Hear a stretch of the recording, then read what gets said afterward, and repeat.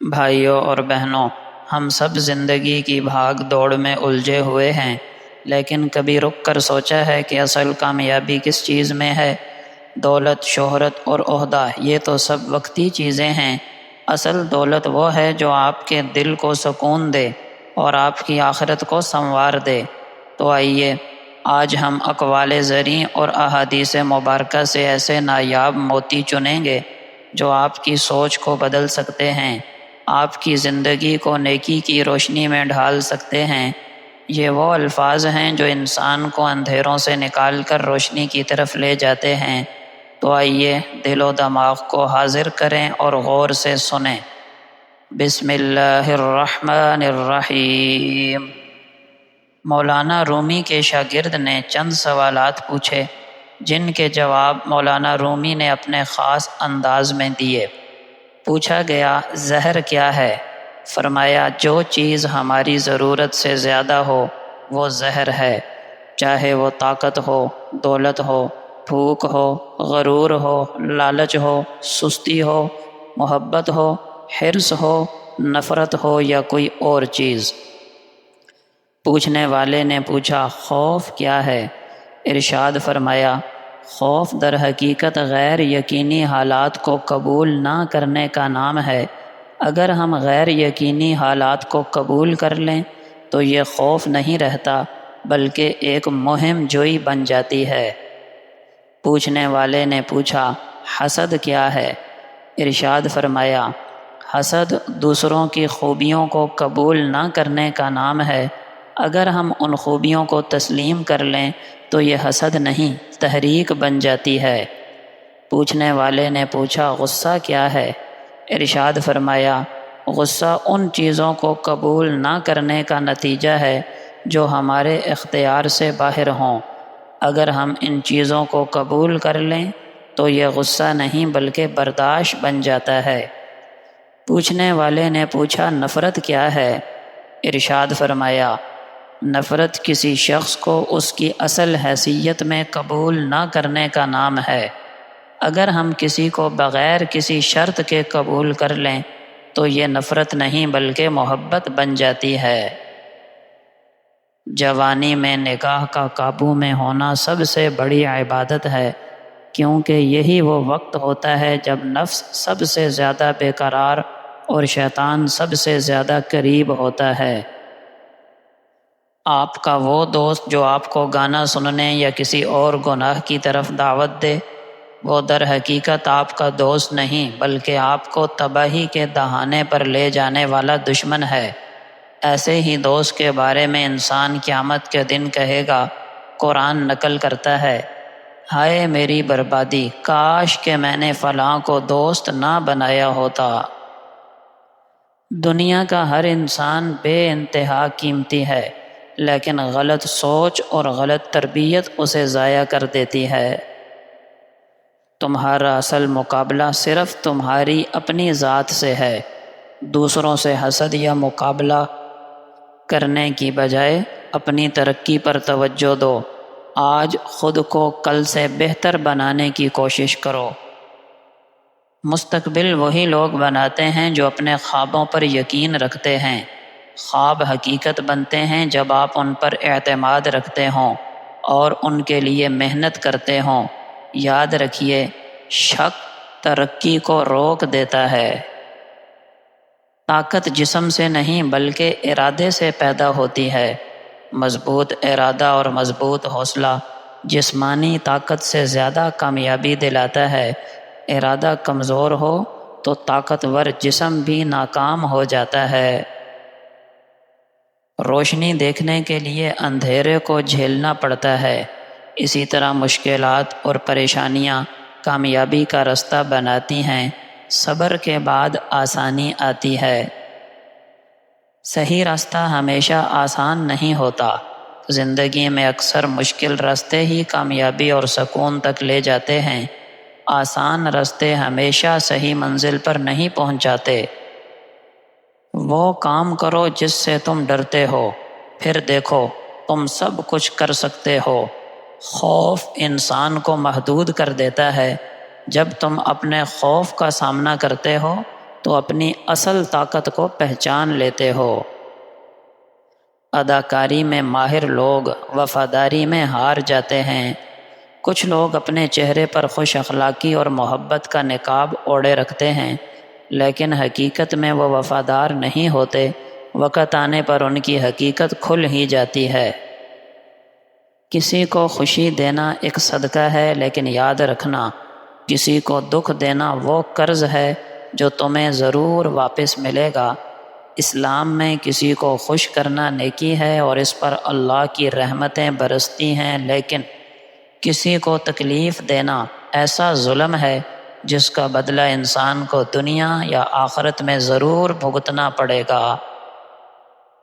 دین کا مقصد تعویذ، حلوہ اور دربار دھمال نہیں، بلکہ لوگوں کے دل سے غیر اللہ کا تصور ختم کر کے ایک رب کی طرف بلانا ہے۔ دوستو، دین اسلام صرف ظاہری اور رسومات اور رسم و رواج کا نام نہیں، بلکہ اصل مقصد اللہ کی توحید پر قائم رہنا ہے۔ دین ہمیں ایک اللہ کی بندگی کی طرف بلاتا ہے۔ نبی اکرم صلی اللہ علیہ وسلم نے فرمایا، سنن ترمذی کی روایت ہے، تم میں سب سے بہتر وہ ہے جو اپنے اہل خانہ کے لیے بہتر ہو، اور میں اپنے اہل کے لیے سب سے بہتر ہوں۔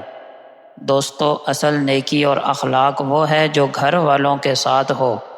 دوسروں کے سامنے اچھا بننا آسان ہے، لیکن گھر والوں کے ساتھ سلوک کرنا حسن اخلاق کا اصل معیار ہے۔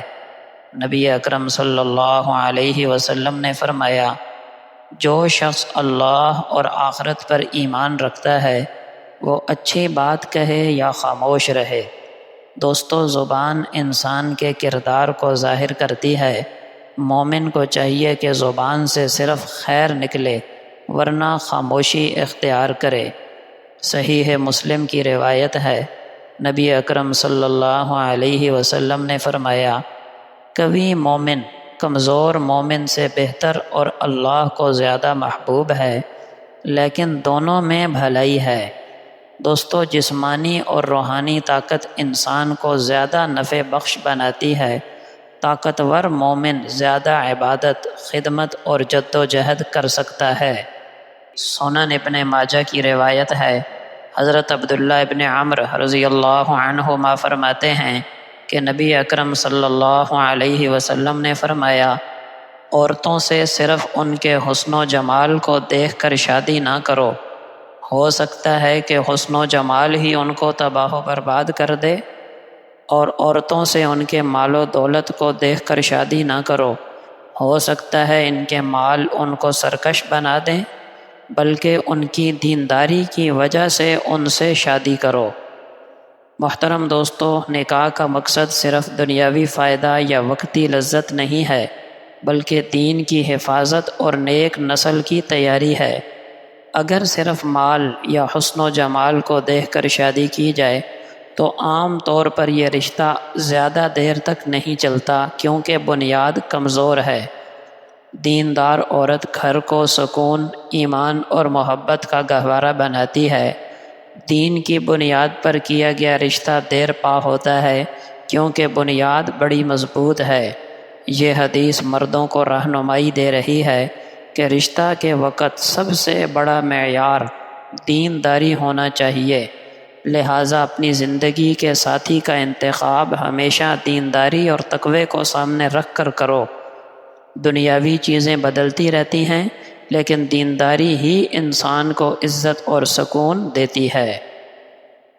صحیح مسلم کی روایت ہے، نبی اکرم صلی اللہ علیہ وسلم نے فرمایا، اہل جہنم کی دو قسمیں ایسی ہیں جنہیں میں نے دنیا میں نہیں دیکھا۔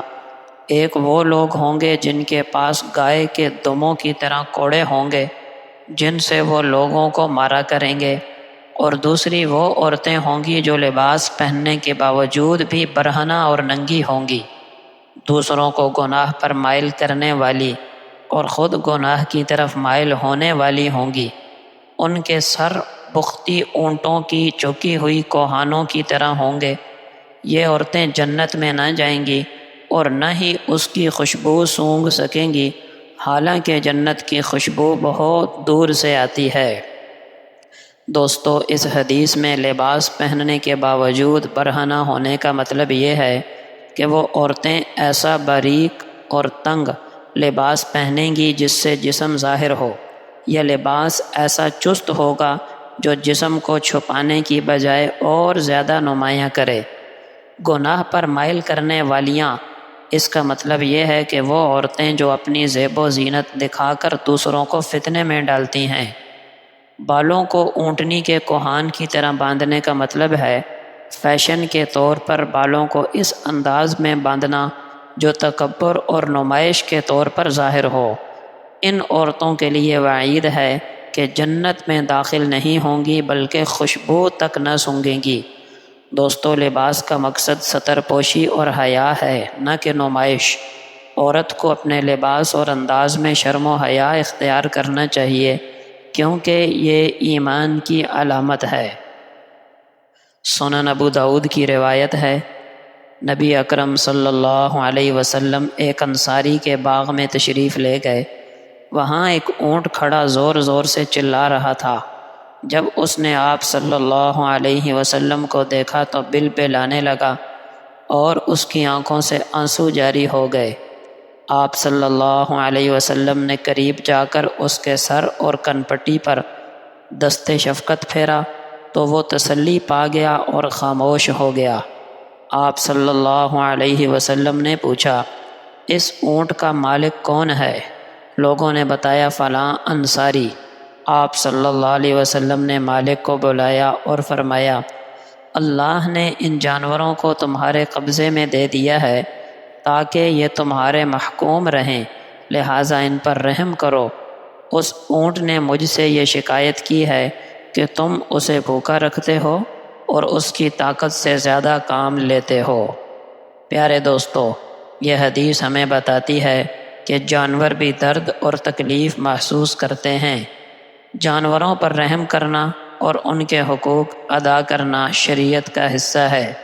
مالک کو چاہیے رکھے ہوئے پالتو جانوروں کی خوراک، آرام اور صحت کا خیال رکھے۔ ظلم کرنے پر جانور بھی اللہ کی بارگاہ میں شکایت کرتے ہیں۔ دوستو، اسلام صرف انسانوں کے ساتھ نہیں بلکہ جانوروں کے ساتھ بھی انصاف اور رحم کرنے کا حکم دیتا ہے۔ ایک مسلمان کا کام ہے اپنے زیر دست بلکہ ہر مخلوق کے ساتھ شفقت اور نرمی کا برتاؤ کرے۔ محترم بھائیوں اور بہنوں، یہ تھے چند اقوال زرعی اور احادیث مبارکہ جو ہمیں عمل، اخلاق اور یقین کی راہ دکھاتے ہیں۔ یاد رکھیے، سننا کافی نہیں، اصل کامیابی عمل کرنے میں ہے۔ تو اپنے دن کا آغاز اور اختتام انہی سنہری باتوں کو یاد کرتے ہوئے کریں تاکہ ہماری اور آپ کی زندگی روشنیوں اور سکون سے بھر جائے۔ اللہ جل شانہ ہمیں سننے اور سمجھنے کے ساتھ ساتھ عمل کی توفیق عطا فرمائیں۔ آمین۔